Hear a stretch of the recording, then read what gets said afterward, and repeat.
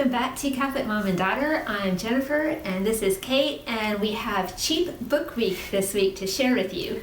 So if you've been around, you know how much we love books. And since today's Valentine's Day, we're going to share some of that love of books with you. And we brought a snack.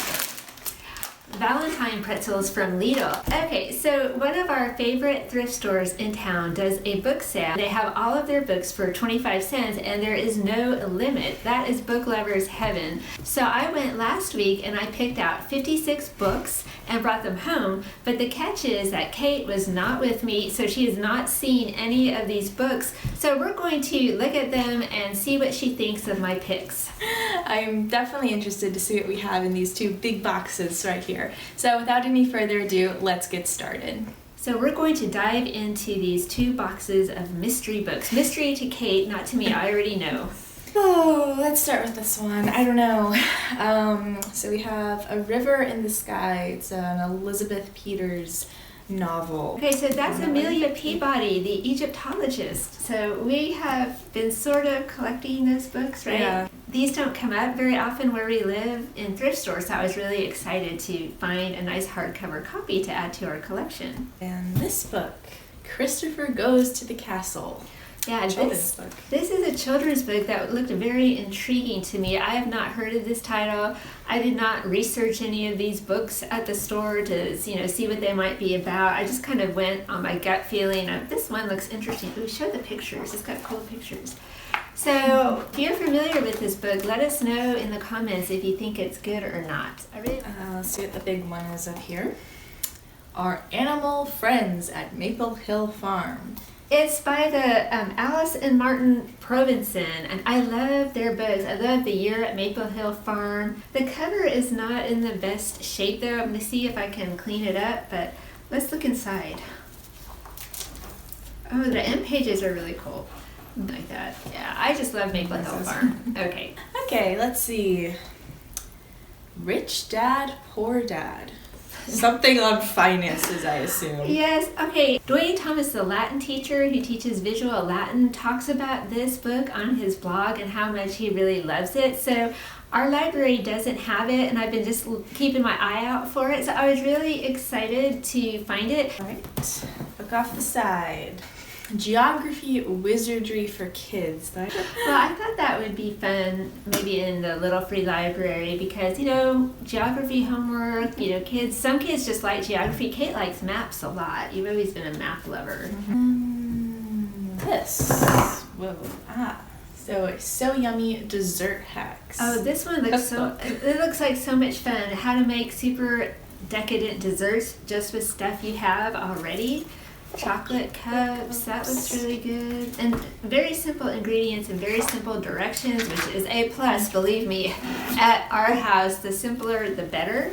So I like that it was spiral bound and will lie flat when you're cooking. So maybe for Valentine's Day, we will make some type of yummy dessert and post it on Instagram for you. This one over here, I Can Make You Sleep. Alright, so this one I spotted, and for 25 cents it came home with me because in my family there's something in the genes that causes some people to have insomnia. Now I don't suffer from it, but I have a sister, I have a niece, my son, they are chronic insomniacs, and so this one even comes with a sleep CD at the back.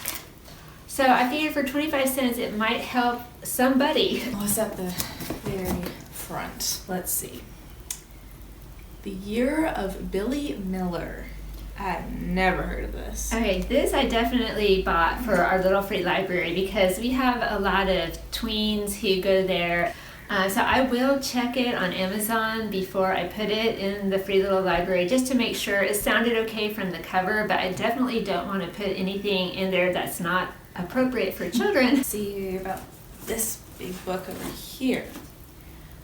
Some more of the Elizabeth Peters mysteries. The Snake, the Crocodile, and the Dog. I got this two. one. I didn't even know. Did I really get two? Yeah. Oh, score. Double score. You didn't know that. I hope it's not the same copy. What was the other one again? No, it was a different one.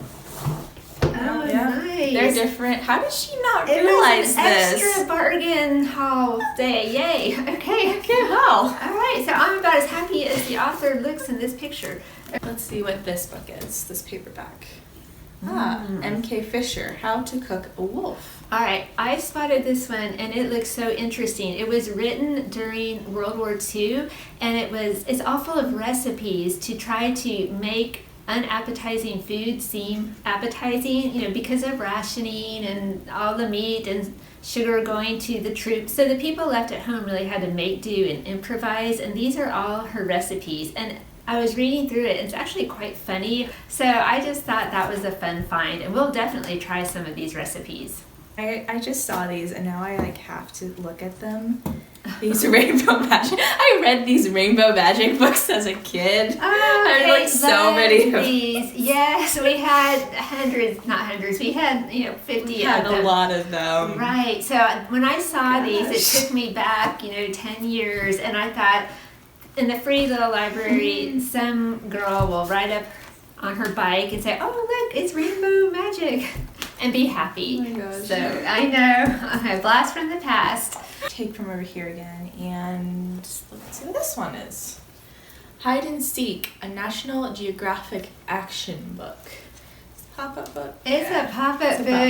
My weakness, Kate. I love pop-up books. We might have to do a video just on our favorite pop-up books, but this one is in really good shape for a quarter, and it was just really cool. So of course I had to buy it. The Arabian Nights, so a retelling of the Arabian Nights. Yeah, it's a heavy book. That one looked really interesting. I don't know if I ever read many of the Arabian Nights with my kids. I'm a bad mom. I can't remember. So I thought we would get this and just, I don't know, maybe someone will read it or we'll put it in the little free library. In the Dark Streets Shineth, a 1941 Christmas Eve story.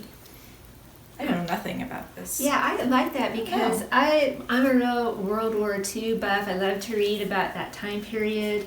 And this one is set during World War II. I think in the front it has a CD. It has a CD up here. For another big book. This one. Tapestries, Stories of Women in the Bible. Oh, that looks good. It's very pretty illustrations. Yes, this is Ruth Sanderson, and I like her books. I like her illustrations. So this is about famous women in the Bible. So I thought, well, can't go wrong with that. Take another one from here. Let's see what this one is. Young America's Garden Book. This is another vintage one that looked very intriguing to me, and I can't remember what it's about now. It's about Flower Garden Project, African Violet Project, which is funny because I am no gardener. I cannot garden. But it was written in 1962, The Science and Craft of Gardening, so maybe I'll be a gardener after I read this one. I don't think so. You never know. This one from the front. It is the Williams-Sonoma Baking Cookbook.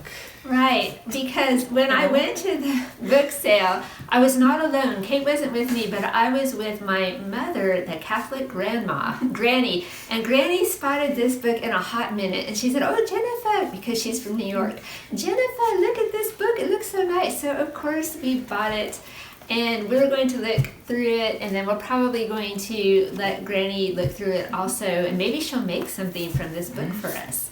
Some fancy Nancy heart to heart. So Valentine's Day story. That's appropriate. I'm gonna spoil it. Granny bought several of these 25-cent little paperbacks for Valentine's Day that are going in the little free library. So these are super cute, and she spotted these, and she's really good at spotting fun books like this. And then there was this little one for Valentine's Day as well. Yeah, another one that's goes cute. with the three we just had out. All right, let's try this one, front over here. Jane Austen, Mansfield Park. This was such a big score for me because Kate, classic. Yeah, Kate and I just watched Emma, right? We watched Emma, and so Kate said, I would really wish we had more Jane Austen books so I could read them. And so I found this one, and I was really excited because I don't find a lot of nice copies of Jane Austen books in the wild. And when we get them from the library, it always seems like they're like a well-worn paperback. So this is a really nice copy. Wow, this one. I'll show you what it says. So, Isabel of Castile. Okay, so some sort of princess collection. Yeah. Thinking Girl's Treasury of Real Princesses, which caught my eye. I thought that was super cool. And if you look through it, it has pictures of her actual crown and, you know, where she lived. And it's not just, you know, cartoony type of book. And so I just thought, wow, that's really cool. Some girl will like to read that. This paperback, A Mango-Shaped Space. What the heck is this about? I know this one sounded interesting. Okay, it's Mia Winchell appears to be a typical kid, but she knows she is far from ordinary. She's keeping a big secret. Sounds, numbers, and words have color for her. Now, I've heard of people that can, you know, like certain smells are in color for them, or they see things in different colors than we do. Have you heard of that? Yeah. Yeah. And so this really intrigued me to see, like, well, how does that play out in real life for someone? So I thought for a quarter, you know, we'll try it. Let's get this big one back here. A Child's Book of Poems. It's a nice hardback. Yeah, I love this author, and I'm just gonna admit this on YouTube. I do not know how to say her name. It's Gyo Fujikawa. Gyo or Gyo. If you know how to say it, correct me down in the comments. But I love her poetry and illustrations. So let's just open up. I was super excited to get this book because I have a small collection of her books, and I'm always looking to add to it. Of course, I don't know if I already have this one or not.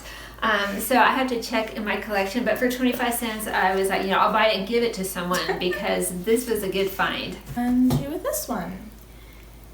Monkey Mo goes to see. Hey, okay. You can't see a book called Monkey Mo and not buy it for 25 cents, but it does happen to have really sweet illustrations in it. So of course I had to buy it, and it was Granny approved. She liked it too. Monkey Mo. One. Let's Eat. So, board book? Yes. Yes, this was. Book. I'm just going to pull out the other ones. I found, same poet that I like, Fujikawa, 3 board books of hers, okay, in really good condition that are so cute. And I don't think I have any of these. So, you know, my kids better have a lot of grandchildren so I can. They're not planning to do that soon, and I'm getting older, but. Let's see what we have with this book. 8 Keys. I've never heard of it. Yeah, I have never heard of it either, but again, that looked promising for the little free library, so we'll see. And we'll see what this one is. A Nest for Celeste. A little mouse story? No, we read this. You probably don't remember. Okay, I read that aloud to you. It's about John James Audubon. Remember the little mouse? Okay, so this is a really sweet story with really nice illustrations in it, and we borrowed it from the library and didn't have a copy of it on our shelf, so this was another good find. This book. And The Light of Christmas. So, Christmas book? Yeah. Obviously. It's Richard Paul Evans, which I sort of like and sort of don't like his books, but this one had really pretty illustrations of St. Nicholas in it that I liked. So for a quarter, I thought I'll just bring it home and read it. If I really like it, I'll put it in with my picture book collection. So I'm looking at this big book over here, The Fourth Part of the World. So, whatever this one's about. It's an explorer book, Race to the Ends of the Earth. It looks like an intriguing natural history, geography type of book, which we read a lot of those in our schoolwork. Let's go with this one in the front.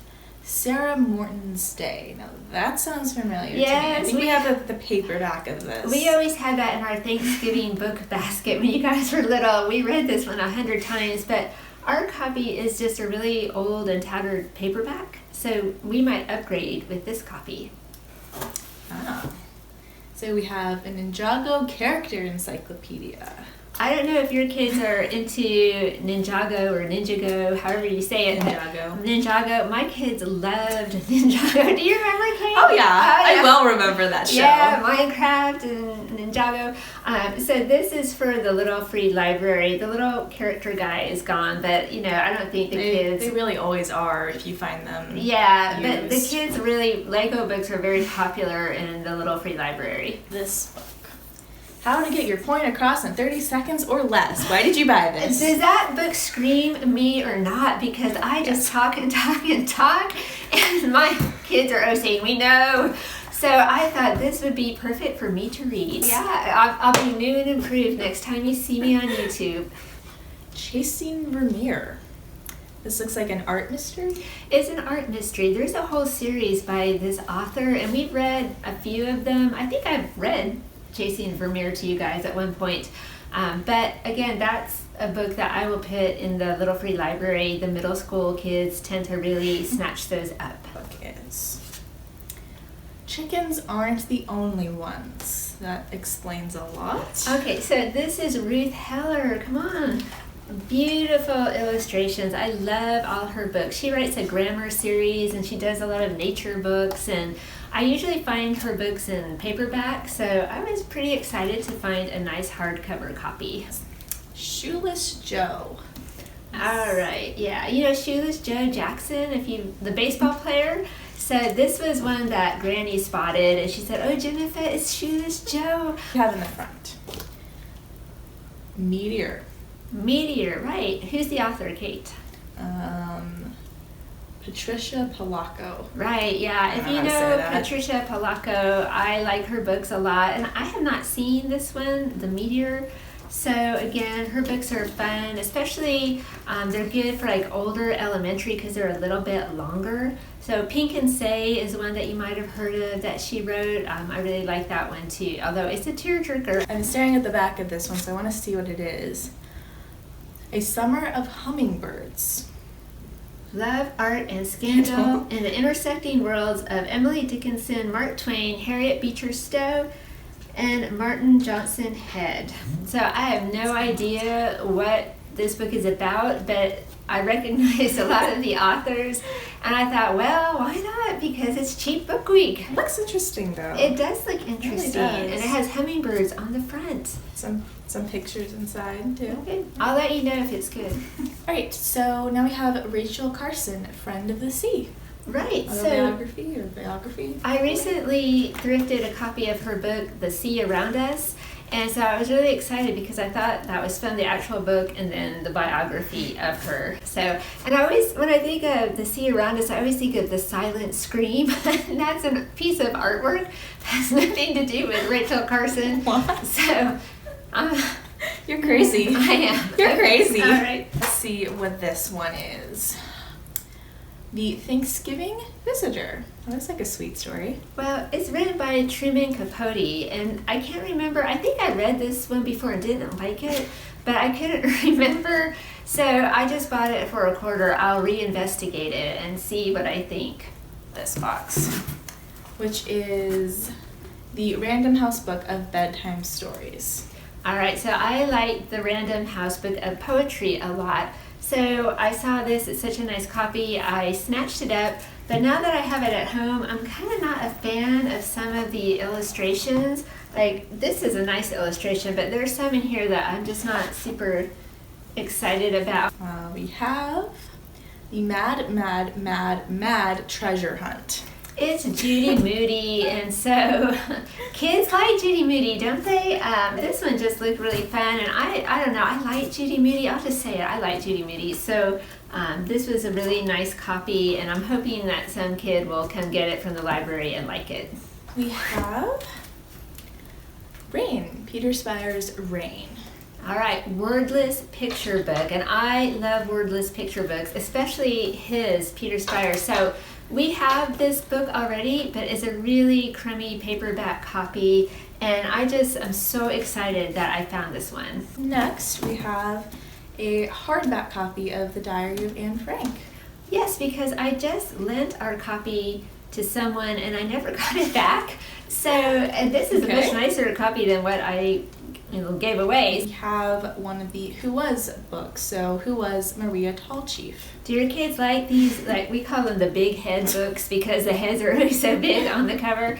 So this one will go in the little free library, I think. Right, and then we have this book. It is an oceans coloring book. That's interesting. Well, it has really neat, okay, open it up, Kate, and let's show. It has not just pictures, but it has a lot of information about the ocean and animals that live in it. So I thought, how cool is that? The kids can color and they can read, and it all folds up with the Velcro flap. And we have this one, Dolphins for Kids. Right, because I know what kids like. Kids like dolphins. You like dolphins, Kate? Yeah, I do. Right, and then we have The Tale of 3 Trees. Now I know this one. Yes, this is a classic Easter story, or it could be for Christmas. The World Wildlife Fund Birds book. All right, yeah, that's another little book on birds. I have a problem with bird books. Yeah, Audubon, are you seeing a theme? But this one has very nice copies. Look at that, that's really cool, right? So, I don't know, we're bird watchers here. My husband, my son, they go birding. And then we have this one, Deep in the Desert. Now that is a happy looking camel on the front. Yeah, that's a nature book. Again, Granny spotted that one on the shelf and she said, oh, this one looks like a good one. And I picked it up, I lit through it, I had to agree with Granny. The last book, we have Noah's Ark, which is another pop-up book. Because everyone loves pop-up books. It just has really cool stories about Noah's Ark. And so what I find interesting is how Noah's Ark is incorporated a lot into Christmas decorations, like Christmas ornaments and stuff like that. Why is that? Great flood kills everyone. That doesn't really say Christmas to me. All right, Kay, so what was your favorite book out of this haul? I'm not sure. I'm really excited about some of the Amelia Peabody mysteries, to read some of those, but then also those Rainbow Magic books. I was just thinking about this the other day. I'm like so excited to see those for some reason. It's like a nostalgia, old home week. Oh, Rainbow Magic. Right. So that is our Valentine's Day Cheap Book Week book haul. We'll link information down below about how to find book bargains. We have 2 videos and lots of great ideas, including paperback swap and book mooch and interlibrary loan and all types of things like that. So thank you so much for watching today. We hope you enjoyed the video. Let us know about some of your recent thrift book purchases down in the comments. Ready to go eat our Valentine's, our heart-shaped pretzels, because we have a beagle down here on the floor. He's been just mournfully staring at this bag the whole time that we have been filming this video. So we're going to put him out of his misery now. We hope you have a happy Valentine's Day. We'll see you next time. Bye.